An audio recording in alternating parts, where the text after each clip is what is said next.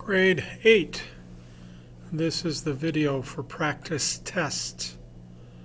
Chapter 3, Form 2C. Chapter test 3, practice test for Chapter 3, Form 2C. Sorry about the delay, I forgot to grab it here. Let's take a look at some assorted problems on this puppy. Start first with the front side, of course. Numbers 1 through 5, use the distributive property to write each expression as an equivalent expression, right? So, what about something like number 2? I'm not going to do number 2, but I'm going to do something similar to number 2. First term times the second term. First term times the third term. Since there's a minus sign here, we put a minus sign there. Or we could change this to adding a negative, and we'll still get the same answer. We get 5x plus a negative 35. You realize that adding a negative is the same thing as subtracting a positive. So these are the same two answers. Okay. Any questions there? Hopefully not. What about number 4, where it says identify the like terms? Identify the like terms. They give you something like 14q plus r plus 6 plus 3q. I'm going to do, how about 16x plus 7y plus 5 plus 6x. What would be the like terms in this particular situation? The like terms would be the 16x and the 6x. Those are the ones that are like each other. The 7y and the 5, they're not like terms to anything. What if they asked for a constant in this expression? The constant would be this 5 right here, because it's the only number that's not attached to a variable. Let's see. I'm not sure there's much in 6 through 17. Let's do 17 right now. What part of this do we need to do first? Well, the y is attached to a 3 and it's attached to a 17. Do we get rid of the 3 or the 17 first? Hopefully you recognize that you have to get rid of the 17 first, and we're going to get rid of the 17 by adding 17 to both sides. Will give us negative 6 over here and a y over 3 here. Then we're going to have to multiply both sides by 3, aren't we? Yep. And when we do that, we get a y value that's off the screen, I bet. Yep, a y value that's equal to whatever this is. I'll let you finish that. Negative 6 times 3. Okay.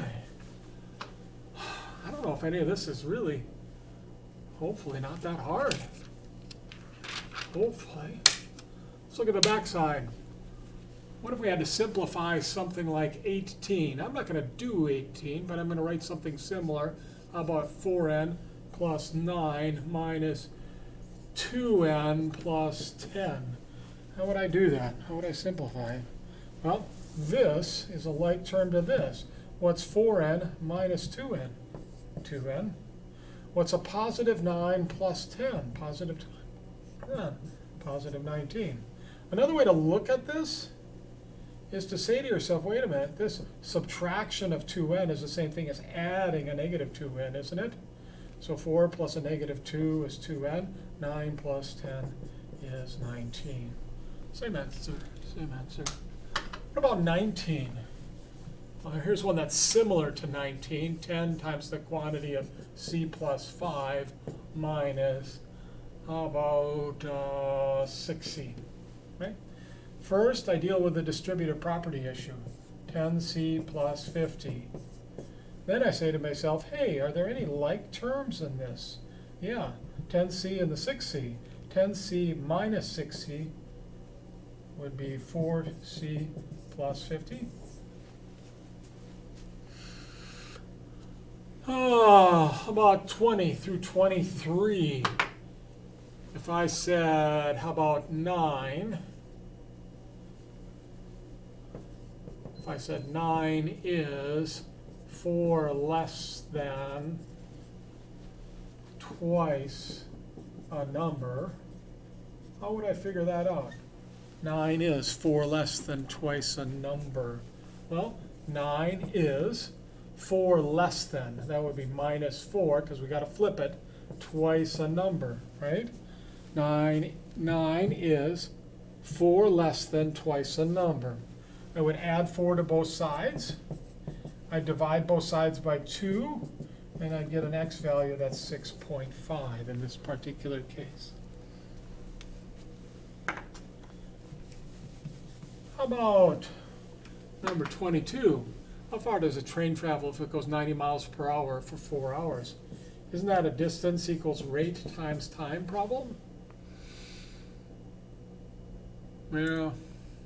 So is problem 23, by the way. What if instead of 90 miles an hour, it's 60 miles an hour for 3 hours? 60 miles an hour for 3 hours? Wouldn't that be a distance of 180 miles? The rate is 60 miles per hour. The time is 3 hours. Okay. 24 and 25. Do you know how to find the perimeter and the area of certain rectangles? What if this is 4 yards by 2 yards? What's its perimeter? Perimeter is 4 plus 2 plus 4 plus 2, which is a total of 12 yards when you add them up. If I want to find the area, I take length times width, and I get 8 square yards. Perimeter is measured in a distance value. Area is measured in square values, like square yards. I think that's about it. 8th graders, hopefully this helps you. Talk to me if you